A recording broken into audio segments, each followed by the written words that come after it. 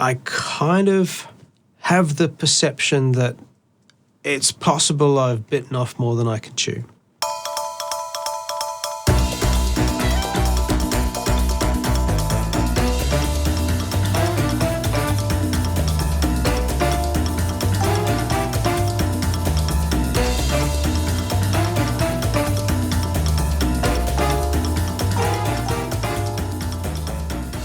And welcome to the first episode proper of TuneLeak TV. Today we are talking about the album that I'm working on right now. It's called Monsters from the Id. It's taking ages, and that makes it the perfect subject to do these videos on, because it's going to take me ages to finish it. So I've done a stock take today of all the bits and pieces for this album. Now, I've come to the realization that it's highly possible that I've bitten off more than I can chew here. Well, I kind of knew that. We all kind of knew that, right? However, it's meant that I've had to come up with a different kind of way to track all these bits of music and make sure they go in the right place and end up where they were originally envisioned. So I'm using Trello. I'm sure that, people out there use Trello for other things, kind of agile workflows or Kanban board workflows.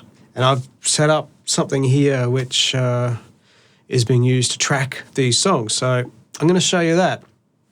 And before I get to that, just remember that the word epic actually means the word epic in the musical sense. It doesn't mean epic in the agile sense. Forget that. That's just wrong, but you'll see that shortly. So what we have here is probably a fairly uncool use of Trello.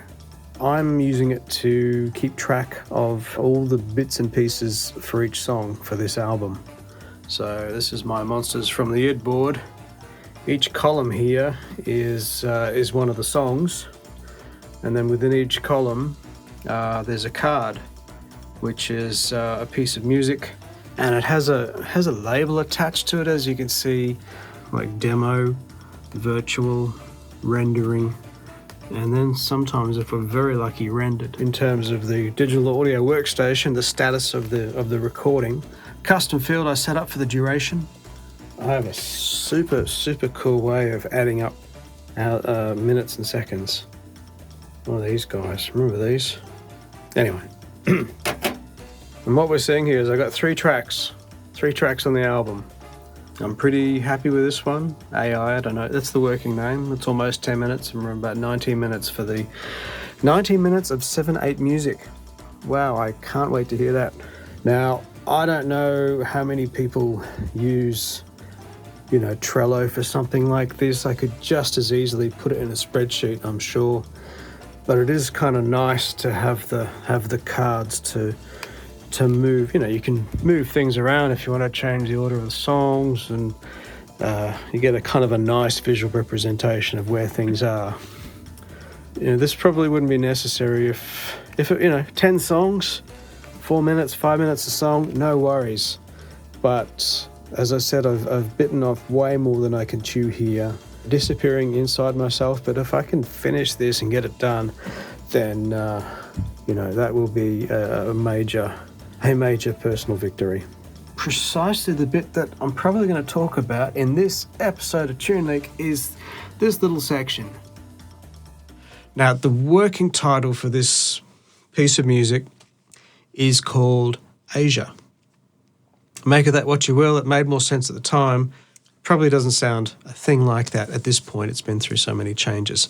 And anyway, it's got a middle section which is unlike the rest of the song, but I've got some really good little footage of bits and pieces going on there which give away a few secrets, make me look for the fraud that I am. So one thing I want to show you is this baritone guitar. It's just over it. Okay, I've put it away. It's a baritone guitar. I've put it through tremolo. It's a low, deep, country, western kind of tremolo thing. Maybe more of a spaghetti western kind of sound. And I don't think I've had a chance to use it on one of my songs yet. At least one of the songs that is going to be released soon. But the Baritone Guitar.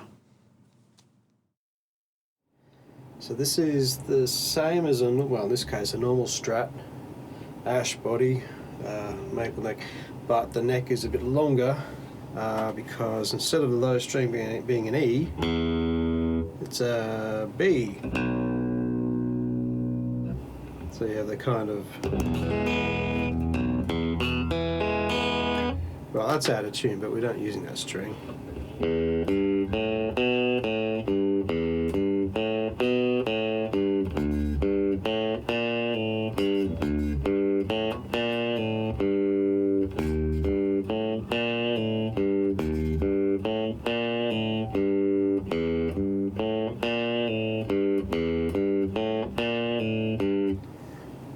So recording that and throwing a bit of trem on it to get this sort of thing.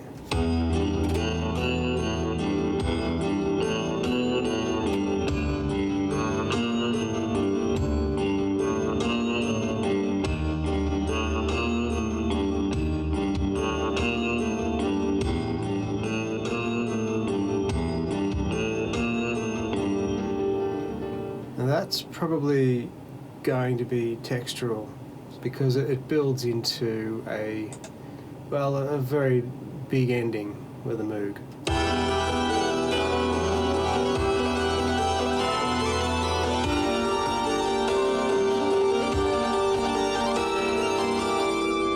And so on. So this bit of music's also got a chord progression there, and whenever I can find a place to put lap steel in, I will do that. And there's nothing particularly groundbreaking about this bit of lap steel, except that I filmed it and I think it's kind of cool. This is the lap steel from the middle section here of the Asia song.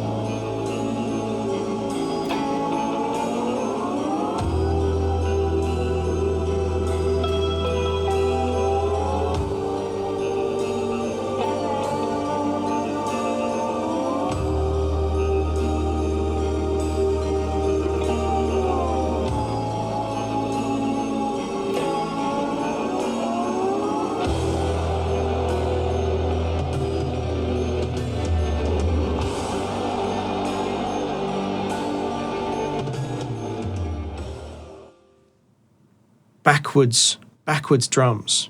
We've got to talk about this. Have you listened to Shine On You Crazy Diamond? And even Echoes. I think it's actually in mainly all the way through Echoes by Pink Floyd. The drums have this wonderful kind of sound about them, but they're being played. But really what's going on there is a reverb trail which precedes the drums. So anyway, I'll show you right now.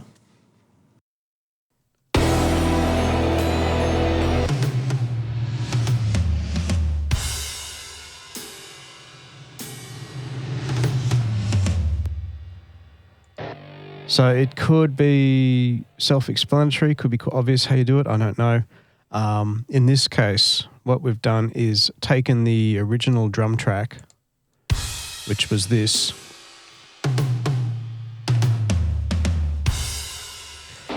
Now, the first thing you got to do is mix down the toms, the fills on their own, which gives you something like this.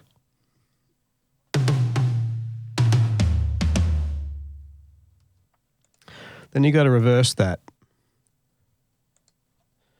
All right, so it's reversed, and of course you get the...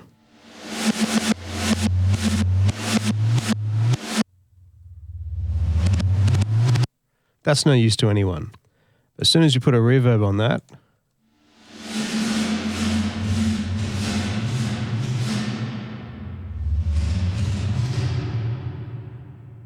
now we're getting somewhere. And of course you put the reverb on it, render that, and reverse that again.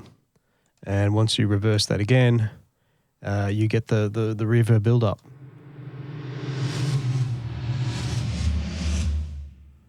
That's the reverb on its own. So if you put the original toms in with the backwards reverb rendered by itself, you will get what exactly we want, which is... So don't do this very often, but do it for when you want impact. And there are other things going on I want to show you. One is the blaster beam. So I'm a massive fan of the blaster beam. If you've never heard it, look at Star Trek: The Motion Picture.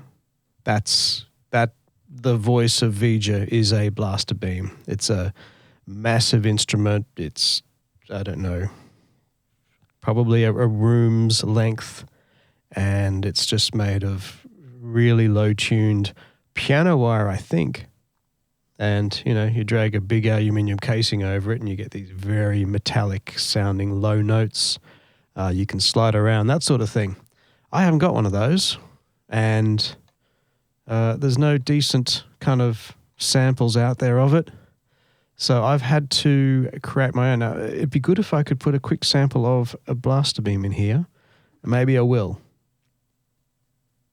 And not infringe on copyright. But to imitate that, so I'm doing a combination of... Well, here it is in the mix,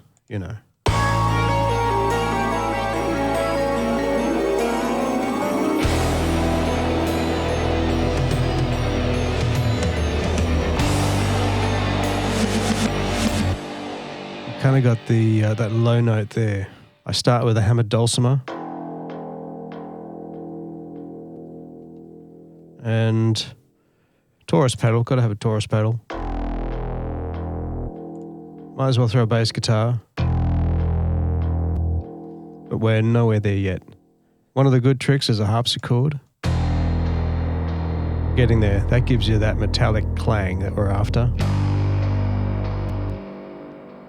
And a very low piano bass note helps.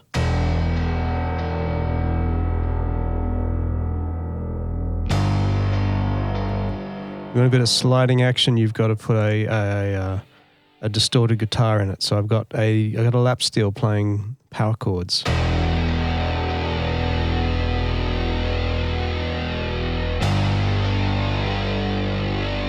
That's probably most of it. But then, of course, if you slide that lap steel, you get a bit of the sliding action of the aluminium. I don't know. It sounds like a massive aluminium bullet casing to me.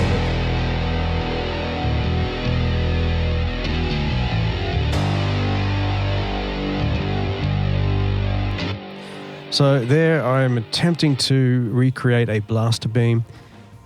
Anyone eagle-eyed would know that in Great and Terrible Potions, that actual song, the middle section of that, has a sound which is, again, trying to imitate a blaster beam, probably not doing as good a job as I'm doing here, but, I tried it once and I'm trying it again. Now, this middle section also required some mandolin. I have a mandolin. I bought it ages ago. Now, you would have heard this mandolin on one track so far, which was Great Divide off 2 False Idols. I learned to play that mandolin enough for those chords. Quite like the way that worked.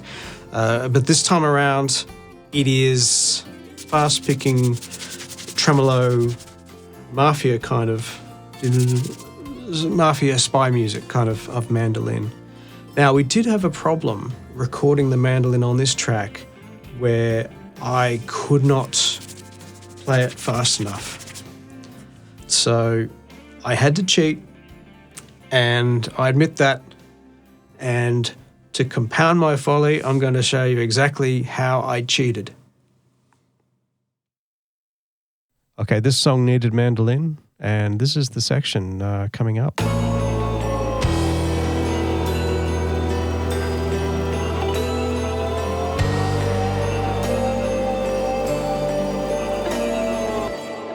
Again, it's textural, as most of the things I throw in the mix are. Soloing that, you can hear it a bit better.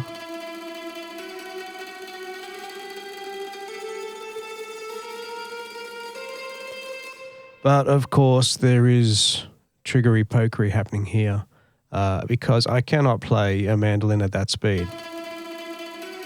I tried. Took a number of takes. Couldn't do it. So I faked it. I probably played at half speed and made the delay do the rest. So this is what I actually played.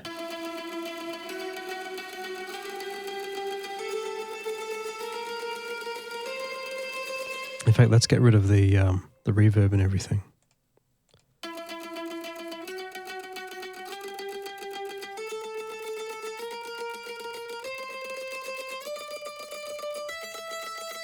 Triplets, is it?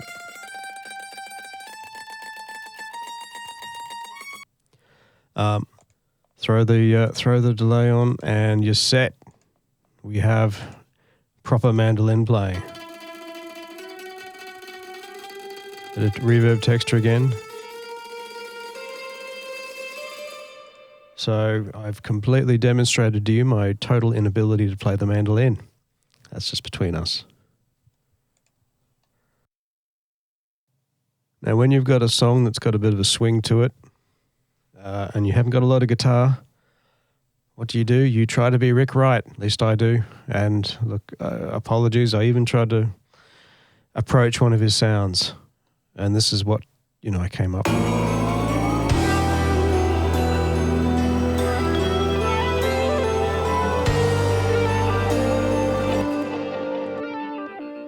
Had to true it, but it's just a mini moog with a somewhat appropriate setting for a sawtooth horn.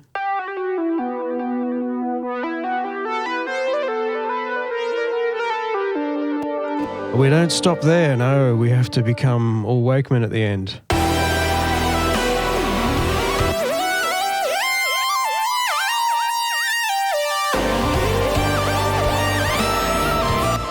So, I got to do it both. I got to be the two Ricks. So that's some of the behind the scenes escapades on the middle section of this song. There is so much left to go before this thing's going to see the light of day. And hopefully I will see you on the next episode of TuneLeak sometime soon, very, very soon. Thanks for watching.